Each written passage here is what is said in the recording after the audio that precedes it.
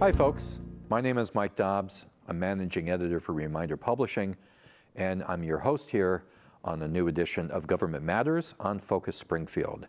And it's my pleasure this morning to be speaking with the newly minted and elected certified City Council President of the Springfield City Council, Justin Hurst. Thanks very much, Justin, for coming in. Absolute pleasure to be here, and thank you to Focus Springfield for allowing me on the show. Well, I've got a lot of questions. It's a brand new administration, you and Councilor Williams, and a brand new year.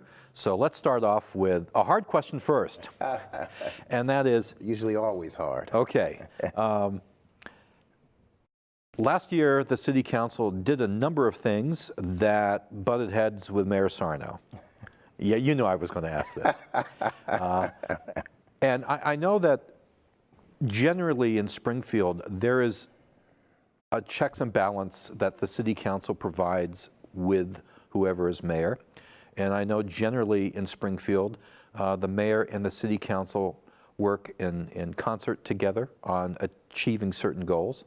But every now and then, there's disagreements. And I'm just wondering, with you as City Council President, what is your intent with the mayor? Is it to try to find those common grounds, or is it occasionally you're going to just say this legislation is important and we're going to go for it? I think it's a great question, Mike, and I think in order for government to work, we have to find a way to work together. Now, we're not going to agree on everything. I think that's clear. I don't know if there's any administration and City Council that agrees on everything.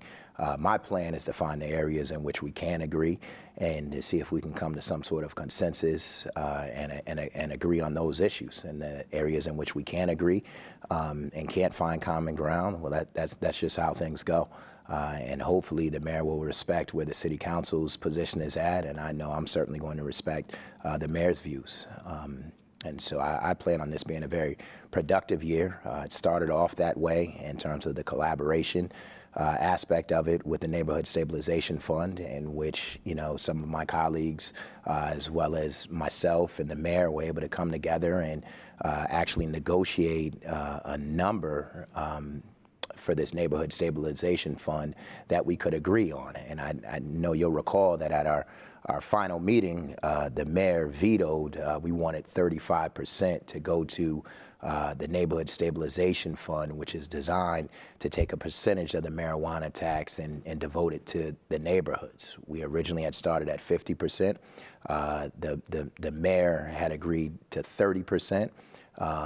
I'm just going to interrupt you to just let viewers know. So basically in Springfield, we're talking about a 3% municipal tax? Yes, you're talking about a 3% municipal tax. So out of that 3%, this is where the 35 and the 50 and those numbers were coming out of. Yes, we were looking to take 50% of that 3% of the gross revenue from the marijuana local tax and ensure that communities within a 1.5 mile radius receive the benefits of this money. In addition, we were looking to make sure that communities that have been historically disproportionately impacted by marijuana when it was illegal also benefited from this pot of money. We started at 50%. The mayor was at 30%. We came down to 35%, and the question was, could we find a middle ground? And my colleagues allowed me to meet with the mayor under the guise that if we could meet somewhere in between, they would be willing to do so. Otherwise, we would continue to be at a standstill and at an impasse. And so I met with the mayor. I hadn't met with the mayor in a while, but it was an intense and fiery conversation that ultimately ended in a compromise. And I don't see any reason why that can't continue. Let's stay on marijuana for just a moment. We're seeing other communities open up shops. Are you concerned that Springfield is lagging behind in terms of its process? Because I know that members of the City Council are still looking at the ordinances to make sure to fine-tune them. I'm just wondering if there's any concern that we're missing out on some money, basically, that we could be getting. You know, I'd rather take our time, be patient, and do it right. You know, one of the things that we always have been committed to is ensuring that we get this legislation right so that it has the least impact on residents. That's part of the reason why we took my colleagues and I took a trip to Denver to see if we could identify the best practices that Denver has used and learn from some of their mistakes and come back and bring that to the city of Springfield. So we did that. It took us a while to sift through the zoning regulations as well as the general ordinance that goes along with that.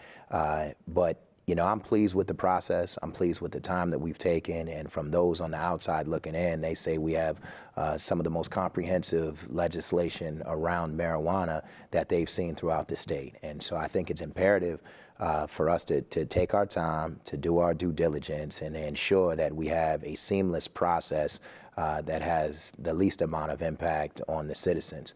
Part of that is the reason why I've appointed Councilor Michael Fenton to help spearhead that process. And in the first 2 weeks, he's had over 5 meetings, and I expect those meetings to continue.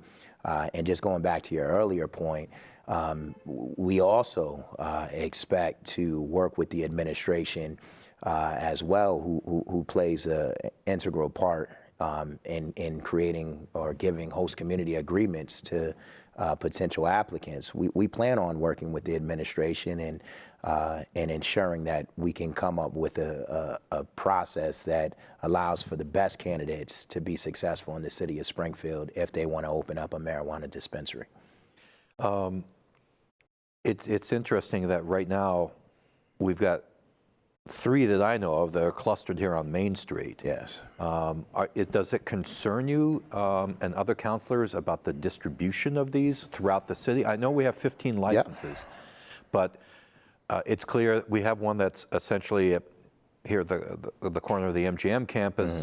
And we've got one across from the Paramount block, and now we've got one in the building that's right across from the intersection of Worthington and Main Streets, so far that I know of, and I'm sure you know better than me, but I've already heard people saying, well, gee, should we really have 3 of these downtown, all within basically walking distance of one another? Yeah, there's always a concern. There's a concern about oversaturation that has come up at a number of the meetings that we've had. We're trying to find a way around it just because we don't know what the impacts are going to be. Certainly in Denver, we saw it midstream. We saw it when they were already up and running, and so you didn't have the long lines that you might have or that you're getting in a Northampton. You didn't have probably the excessive traffic flow that you'll have in Northampton, I'd imagine, around the facility. So we are concerned, and those are the things that we're talking about now in the meetings. The question is, you know, how many do we allow to open in the first wave? Do we just allow all 15 to open up all at once? I'd imagine that would be the ultimate chaos, whether they're located in downtown or any other area in the city. So we're being purposeful and intentional in you know, in how we allow these facilities to open up. Again, it's all going to rely on the host community agreement that is created by the administration. But the purpose of the city council is to see if we can provide recommendations to the administration, come to some sort of consensus together in terms of the process, in terms of the number that we're going to have open up initially. Right now, we're thinking around 3 or 4, you know, during the first wave of the process, but again, that all is still up in the air. We're still having discussions, and then we're also looking at the radius around each of those facilities. And you know, let's say you have one open on Main Street during the first wave of the process. You know, does it make sense to put a half-a-mile radius or a mile radius or a mile-and-a-half radius between that particular facility and another facility that is going to open in the first wave, so as to not have them clustered in the downtown area? So we're cognizant of it. I'm confident that the city council, under the leadership of Councilor Fenton, will we'll really delve into these issues that are tough ones, and hopefully come up with a process that we can recommend to the mayor. And the other hope is that we'll be able to have somebody serve on the selection committee. I think it's the way that we should go. I think it's the way that makes sense, and I think it's also the way to generate a consensus and a working relationship between the legislative branch and the executive branch of government. One final marijuana question. Do you anticipate that we're going to have the retail stores in 2019?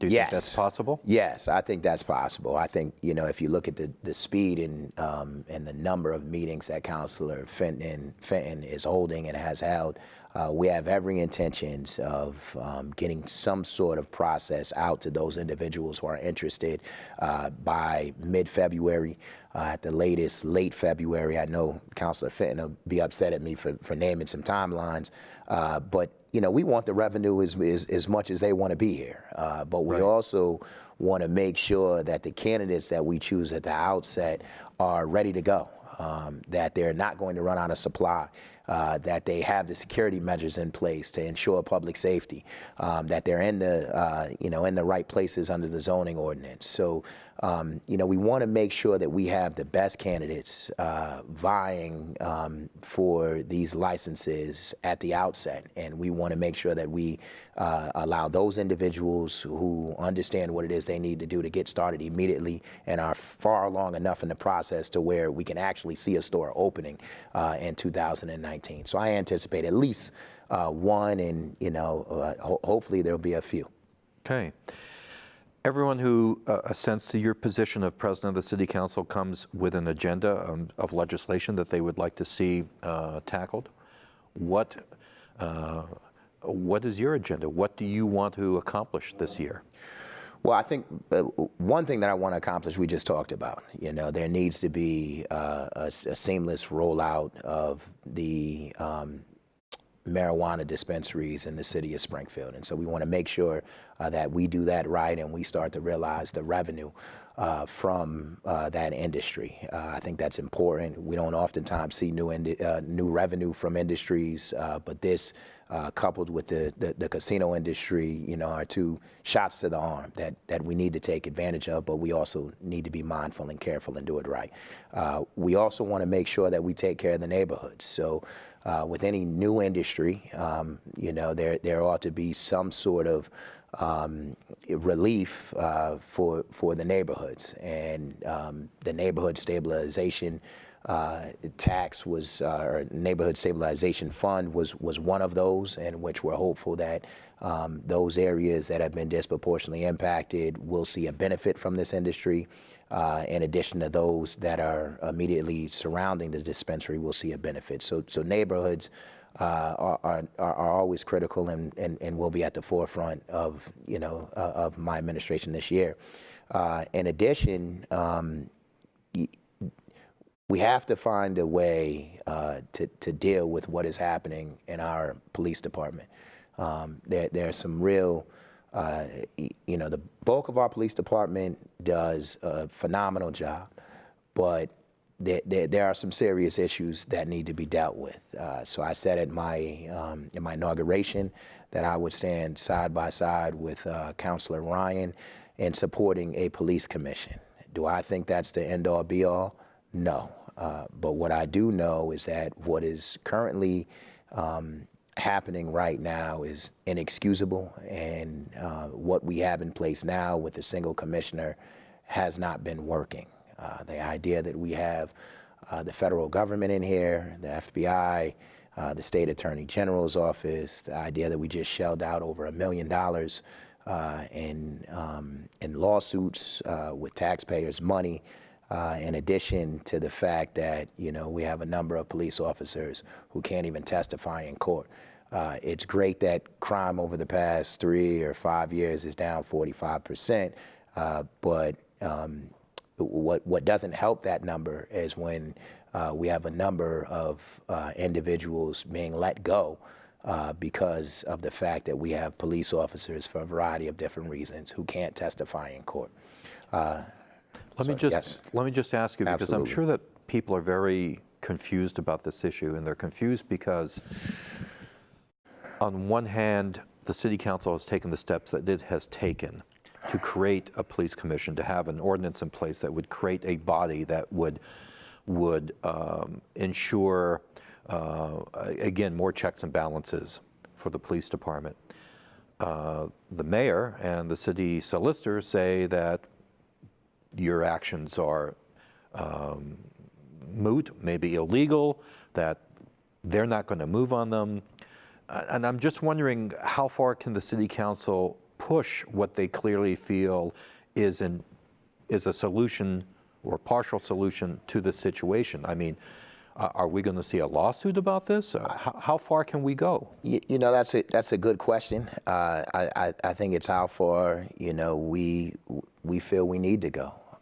And, you know, I'm sure the next few months, if things continue to go on the course that they're going on, people are going to start to be fed up. I'd imagine that there are a number of folks who are fed up already. And so, you know, there may be a number of counselors who have an appetite to see if we can find some outside counsel to litigate this issue and to decide whether we are in our purview to appoint a police commission. I know Counselor and Attorney Ryan feels as though we are.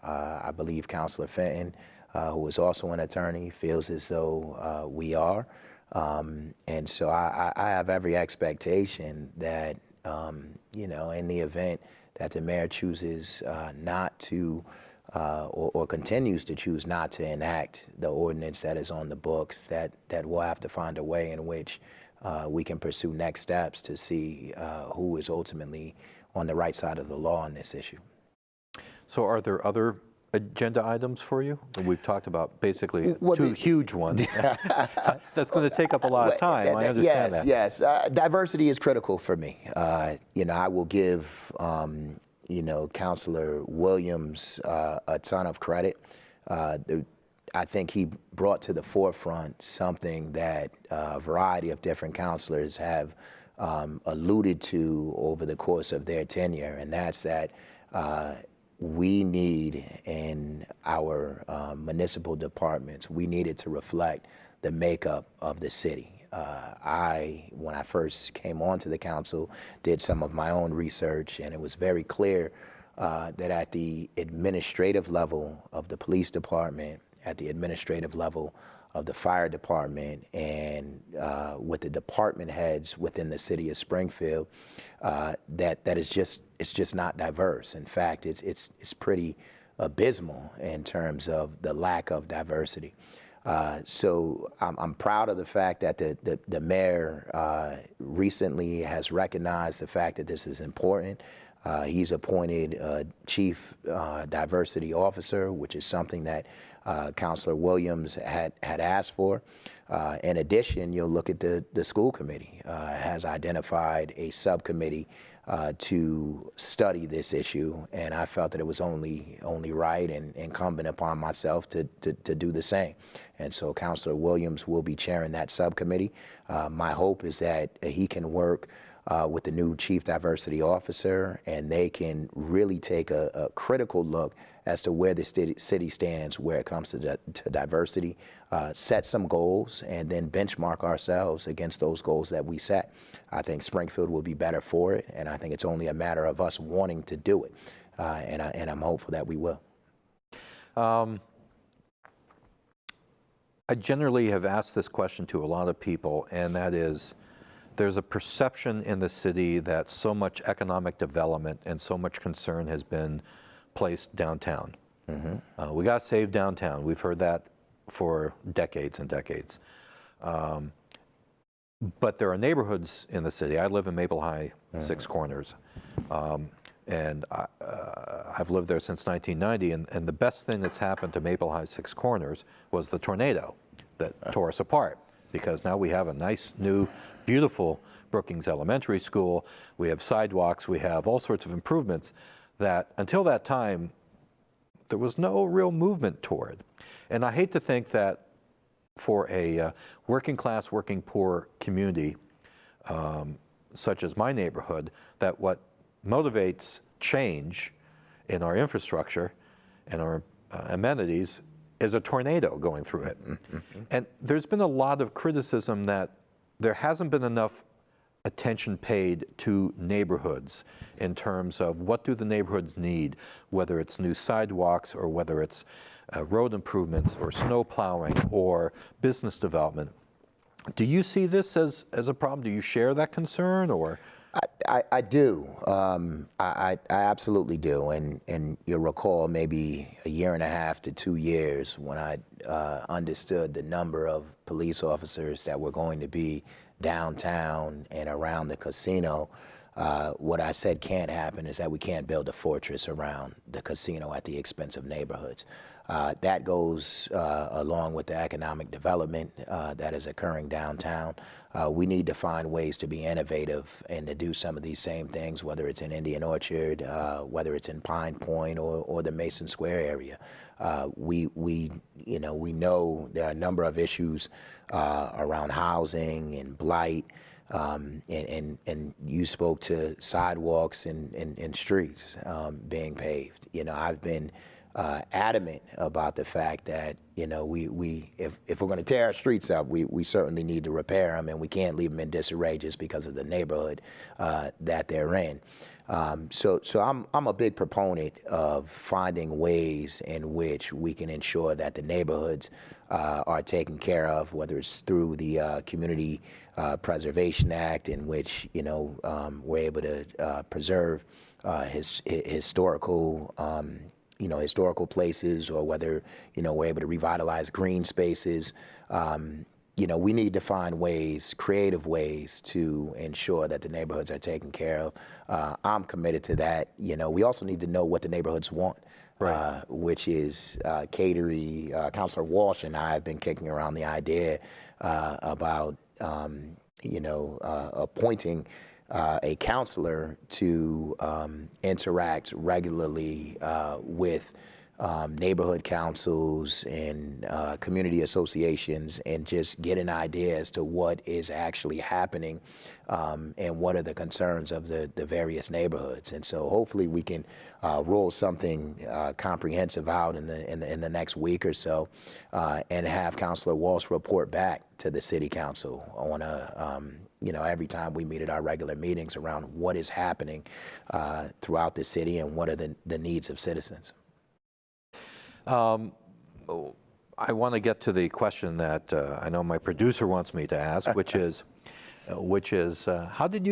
what motivated you to get into this? Now, your mother and father have been very prominent in both appointed office. Your dad was on the MCAD, and your mom was school committee, and so clearly you were raised in a household where public service was undoubtedly part of the conversation. Absolutely. Many Many nights around the dinner table, I would imagine.